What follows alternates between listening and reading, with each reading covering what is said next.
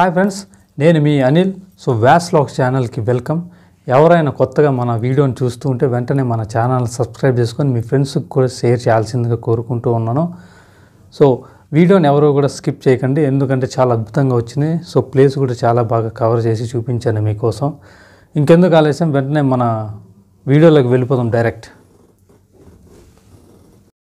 So Gagan Mahal ఈశాన్య భాగంలో ఇక్కడ రామాలయం ఉంది. ఇది రీసెంట్గా నిర్మించింది అనుకుంటాను. అదేవిధంగా ఇక్కడ బందిఖానా కూడా ఉంది.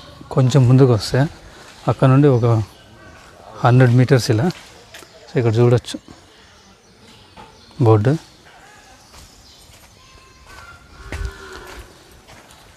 సో ఇక్కడే వాళ్ళు ఆ కాలంలో ఎవరైనా దొంగలు వచ్చినా లేదా ఎవరైనా రాజ్య ద్రోహులు ఎవరైనా ఉన్నా వాళ్ళని ఇక్కడ బంధించేవాళ్ళు. సో ఇక్కడ తిమ్మరసు ఎవరైతే ఉన్నారో ఆయన బందిఖానా ఇక్కడ ఉంది. సో ఆయన తిమ్మరసుని ఇక్కడే బంధించారు once upon a time. Achyutaraya వీరు బుక్కరాయ వాళ్ళ చిన్నాయన గారు ఉంటారు. ఓకే. ఎప్పుడైతే చిన్నమ్మదేవి కొడుకు పుట్టాడో కృష్ణదేవరాయలకి వారసుడు పుట్టాడు, మాకు రాజ్యం లేకుండా పోతుందని ఆ పిల్లవాడిని చంపి ఇతనిపై నిందేస్తారంటే ఇతనేం చంపినలేదు. అదేలే, ఆయన నమ్మి అప్పాజీ అప్పాజీ అని పిలిచేవాడంట. తిరుమల దేవరాయలు కదా ఆయన పేరు. అప్పాజీ అప్పాజీ అని పిలిచేవాడంట. అప్పాజీ ఎవరిని? తిమ్మరసుని. అవునవునులే. నమ్మి ఆయన కళ్ళు పీకేసి ఇక్కడ బంధిస్తాడు దీంట్లో. అప్పుడు ఇది జైలు కూడా కాదు, అప్పుడు రాజముద్రలకి మన ట్రెజరీ ఉన్నట్ల ట్రెజరీ ముద్రలు ఇచ్చేవాళ్ళంట. అవునులే, మనం మామూలుగా చూపిస్తాం విజయనగర సామ్రాజ్యం ముద్రలు. మనం ఎట్లా ఉంటుందో అట్లా రాజముద్రలు వాళ్ళ కృష్ణదేవరాయల సింబల్ గుద్దే చేసేవాళ్ళంట. ఇక్కడ జైలు లేక ఆయనకి దీంట్లో బంధి. ఓకే, అక్కడున్న పెద్ద ఆయన చెప్పిన విధంగా ఇది సో నాణ్యాల పైన ముద్ర వేసేదనమాట. ఇప్పుడు రూపాయి బిళ్ళ పైన మనకి ఆ సింబల్ వేస్తారు కదా, సో ఆ సింబల్ని వీళ్ళు ముద్రణ వేసే ప్లేస్ చోటు అనమాట వన్స్ అపాన్ ఎ టైం ఇది. సో అయితే ఎప్పుడైతే మన తిమ్మరసుకి కళ్ళు పీకేస్తారో సో బందిఖానా లేక ఇక్కడ బంధించారంట ఆయన్ని. ఏముంది ఇక్కడ లోపల? ఏమీ లేదు, సామాన్లు పెట్టుకున్నామంటే. సో వాస్తవానికి ఏం లేదు ఇక్కడ. ఆయన బంధించింది అయితే ఇక్కడే. అప్పుడు స్టాంప్ ఆఫీస్ తిమ్మరసును బంధించినటువంటి బందిఖానా మీరు చూడవచ్చు.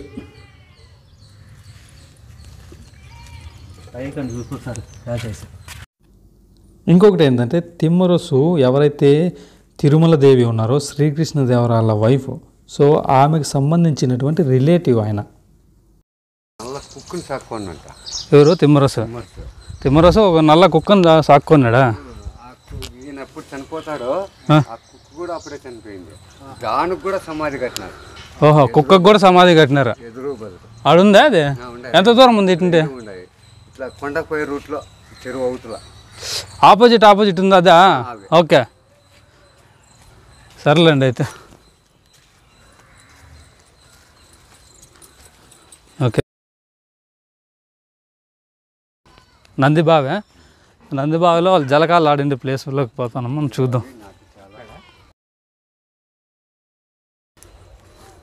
తిమ్మరసు బందిఖానా. శ్రీకృష్ణదేవరాయలు పట్టాభిషిక్తుడు అవ్వటానికి తిమ్మరసు చాలా బాగా హెల్ప్ చేశాడు అప్పట్లో. సో ఇప్పుడు మనం ఎక్కడికి వెళ్తున్నామంటే శ్రీకృష్ణదేవరాయలు వాళ్ళ వైఫ్ తర్వాత వాళ్ళ క్లోజ్ రిలేషన్స్ ఎవరైతే ఉన్నారో సో వాళ్ళు స్విమ్మింగ్ చేసినటువంటి బావి లేకపోతాను. శ్రీకృష్ణదేవరాయలు మరియు శ్రీకృష్ణదేవరాయల వైఫ్స్ ఇద్దరు తిమ్మరసుని అప్పాజీ అని పిలిచేవాళ్ళంట. సో నేను చెప్పాను కదా piping system. So piping system ఇండియాకి వచ్చింది 1863లో వచ్చింది ఇండియాకి. పైప్ సిస్టమ్ అంటే వాటర్ పైప్ సిస్టమ్. కానీ వీళ్ళు వన్స్ అపాన్ ఎ టైమే సో శ్రీకృష్ణదేవరాయలు పైపింగ్ సిస్టమ్ని కనుక్కున్నారు. ఇక్కడ చూద్దాం ఆ పైపింగ్ సిస్టమ్ ఎలా వీళ్ళు.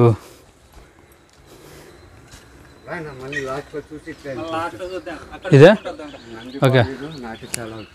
సో ఫస్ట్ నందిబావి నాట్యశాల చూద్దాం, దెన్ అక్కడికి వెళ్దాం. అయితే శ్రీకృష్ణదేవరాయలు తిమ్మరసు నిజాయితీని తెలుసుకోలేకపోయానే అనే బాధతో కృంగి చనిపోయాడు. At the same time so Timmarusu ఇంత నిజాయితీగా ఉన్నా నన్ను ఇలా అనుమానించాడే అనే బాధతో ఈయన చనిపోయాడు. సో ఇదంతా కూడా దానికి సంబంధించిందే కదా, గగన్ మహల్కి సంబంధించిన ఆస్తే.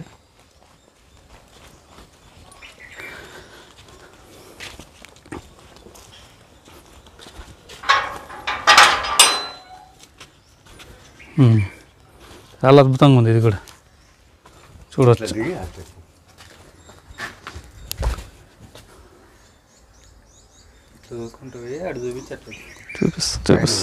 నటరాజు, వినాయకుడు, గజలక్ష్మి ఉన్నారా అక్కడ?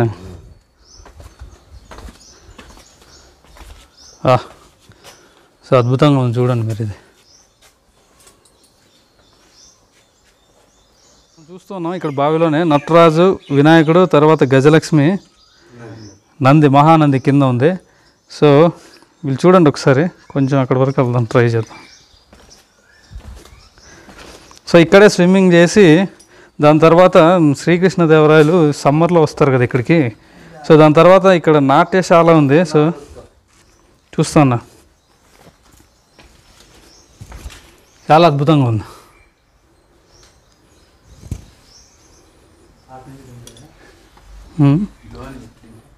చూద్దాం. సో ఆ నీటి బావిదే. అయితే శ్రీకృష్ణదేవరాయలు చనిపోయిన 5 సంవత్సరాల తర్వాత తిమ్మరసు చనిపోయాడు. అప్పుడు తిమ్మరసు వయసు 72 సంవత్సరాలు. మీరు చూడండి, శ్రీకృష్ణదేవరాయలు, చిన్నమ్మదేవి స్నానాలు ఆడినటువంటి బావి. దీంట్లో కూడా వాళ్ళు హిందూ అంటే, ఎందుకంటే వీళ్ళు హిందూ రాజులు అనమాట. అందుకోసం ఎక్కడ చూసినా కానీ దేవతల ఇవి గుళ్ళు, టెంపుల్స్ అన్నీ వీళ్ళు కట్టారు. పదాన్ని చూడొచ్చు ఎంత పెద్దగా ఉందో. చూడండి ఎంత పెద్ద పెద్ద బాబు, చాలా ఇష్టం. దాదాపు ఇక్కడ నుండి ఒక 30-40 మెటుకులు ఉంటాయి. ఇక్కడ కొంచెం డ్యామేజ్ వచ్చింది. డ్యామేజ్ అంటే గుప్త నీళ్ళు తీసేవాళ్ళు మొదలు కొట్టి పట్టుకొని వాళ్ళని యాపుకుంటూ రాజాన్ని ఉండేవాడు. అంటే ఇదంతా కూడా గుప్త నిధుల కోసం డ్యామేజ్ చేసినారు. లేదంటే డ్యామేజ్ కాదు, ఎంత స్ట్రాంగ్ ఉంది. నేనే పట్టించి పట్టాల రవి అనిసాడు అంటాయి. సో నంది బావి. సో నంది బావి ఎందుకన్నారంటే ఇక్కడ మహానంది ఉంది. చూద్దాం మనం ముందుకెళ్ళి. ఇక్కడే నాట్య మందిరం కూడా ఉందంట. సో దీని స్నానం తర్వాత ఇక్కడ డ్యాన్స్ ఆడించేవాడు, దెన్ చూసేవాడు. సో ఇదా ఇక్కడ నాట్యం ఆడేవాళ్ళ. చూడొచ్చు మీరు నంది బావి, చాలా అద్భుతం. ఇది కూడా అది కోట ఎలా నిర్మించారో ఆ మట్టి తర్వాత ఈ బెల్లం ఇలాంటి వాటితోనే నిర్మించారు. సో ఇదేదో మరి తెలియదు, కానీ రాతి కట్టడం ఎక్కడుంటే అక్కడ మన శ్రీకృష్ణదేవరాయలు కట్టినట్లు. తర్వాత షెడ్డు గిడ్డు ఉంటే అది వేరే సంగతి.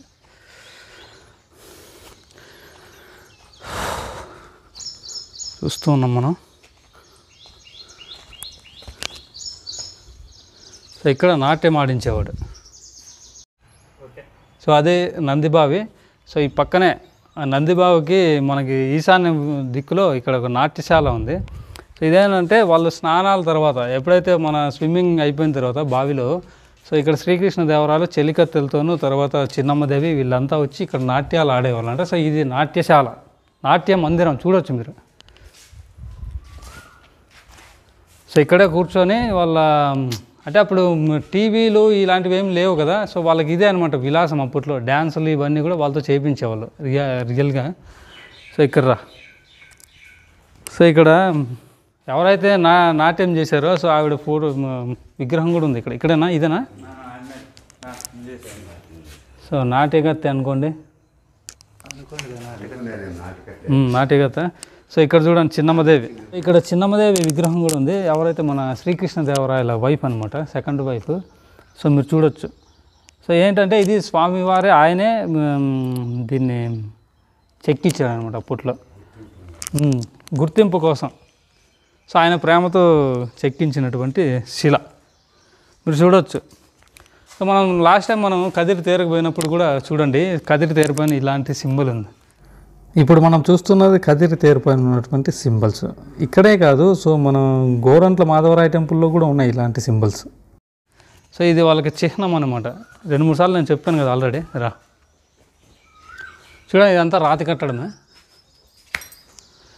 ఇంకా ఇక్కడ చూడండి. సో రాజముద్ర వేయటానికి బట్ సింబల్ వేశారు కానీ పూర్తి చేయలేకపోయారు. బట్ మోస్ట్లీ అది అయ్యిండొచ్చు. చూడొచ్చు అన్ని ప్రతి దానిపైన కూడా బాగా ఇది చేశారు.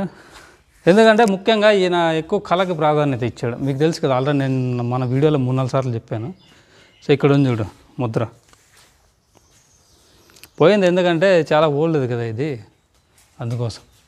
ఇది స్వయానం ఆయనే నిర్మించినటువంటి నాట్యశాల. పోదాంరా. సో ఓకే, మనం ఇది చూసాం కదా నందిబావి. సో నందిబావి తర్వాత ఇప్పుడు మనం అక్కడ ఉన్నటువంటి వాటర్ ప్లాంట్ చూద్దాం, ట్యాంక్. అప్పట్లో మేము కట్టాం సార్, అప్పుడు భూమి లెవెల్కి ఉండేది బావి. పిల్లలు వాళ్ళు పోయి పడుతుంటారని చెప్పి అదే ఇది రీసెంట్గా కట్టినారు. అంటే ఇది ఏదైతే ఈ కాంపౌండ్ ఉందో దీనికి బావికి ఇది రీసెంట్గా కట్టినారు. ఎందుకంటే పిల్లలు పడుతూ ఉంటారు, అంటే చాలా లోతుంది కదా, చూశారు కదా మీరు కూడా వీడియో.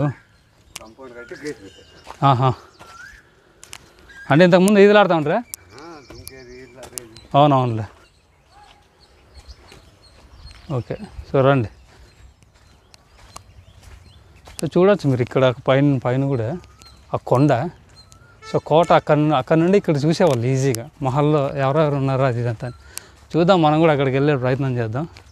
సో ఇక్కడ నుండి వాటర్ పంప్ ఉంది, చూద్దాం. నేను చెప్పాను కదా, శ్రీకృష్ణదేవరాయలు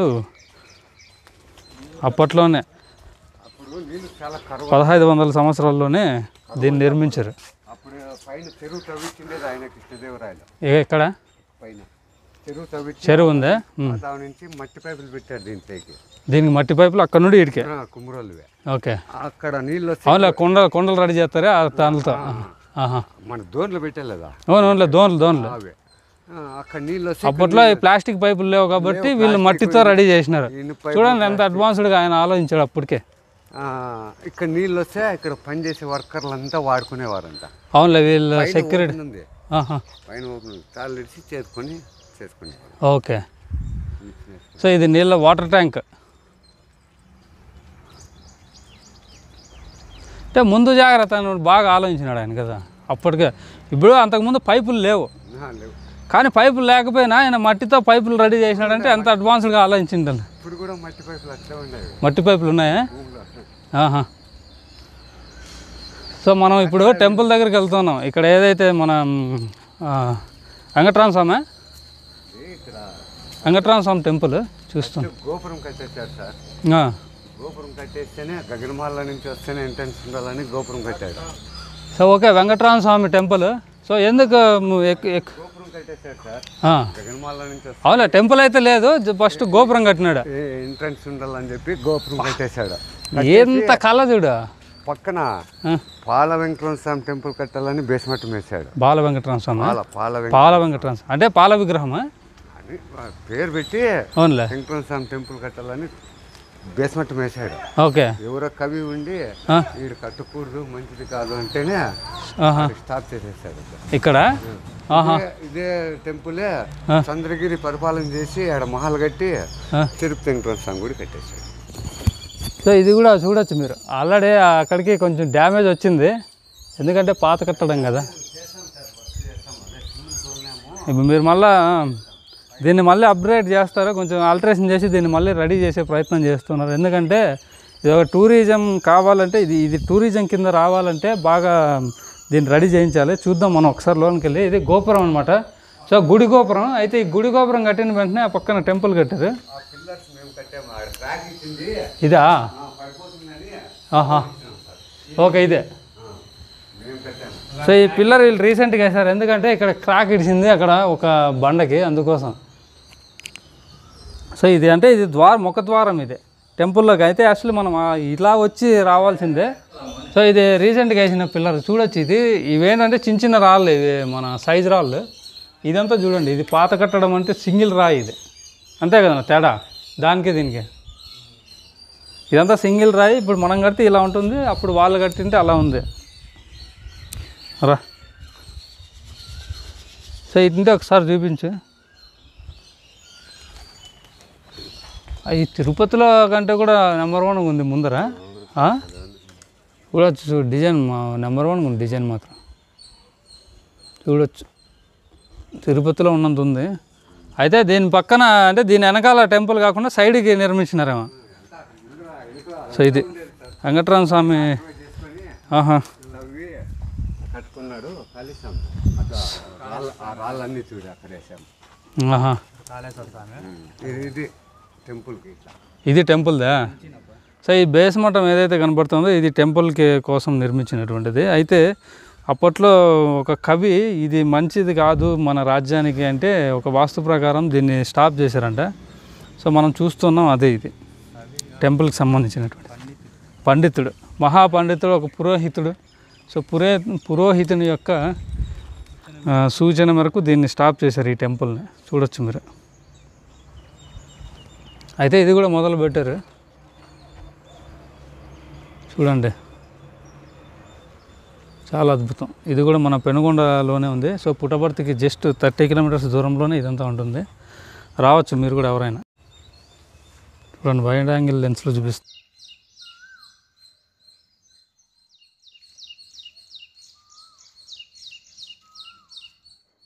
ఓకే ఫ్రెండ్స్, వీడియో చూసిన ప్రతి ఒక్కరికి కూడా నా నమస్కారాలు. అదేవిధంగా ఇంకొకటి ఏంటంటే నెక్స్ట్ వీడియో మన పెనుగొండ కోటకి సంబంధించి. సో అక్కడ ఒక టెంపుల్ ఉంది, లక్ష్మీ నరసింహస్వామి టెంపుల్. సో ఆ టెంపుల్ని చాలా అద్భుతంగా ఎవరైతే కొంతమంది నిధులు తోగే వాళ్ళు ఉంటారు కదా, వాళ్ళు ఇంచు తోగేసినారు. సో అక్కడ ఏమీ లేకుండా చేసినారు. బట్ అయితే టెంపుల్ ఉంది, బట్ విగ్రహాలు లేవు. సో ఆ సన్నివేశాలు, సో అదేవిధంగా కొన్ని నిధులు తోగిన ఆనవాళ్ళు కూడా కరెక్ట్గా మనకు కనిపిస్తూ ఉంటాయి అందులో. సో అది కూడా మీరు చూడాలనుకుంటే వెంటనే మన వ్యాస్ లాగ్ ఛానల్ని వెంటనే సబ్స్క్రైబ్ చేసుకొని సో మీ ఫ్రెండ్స్కి కూడా షేర్ చేయాల్సిందిగా కోరుకుంటూ, సో ఫాలోయింగ్లో ఉండండి. ఒక 3-4 రోజుల్లో ఆ వీడియో కూడా మేము ముందు పెడుతున్నాను. So love you all.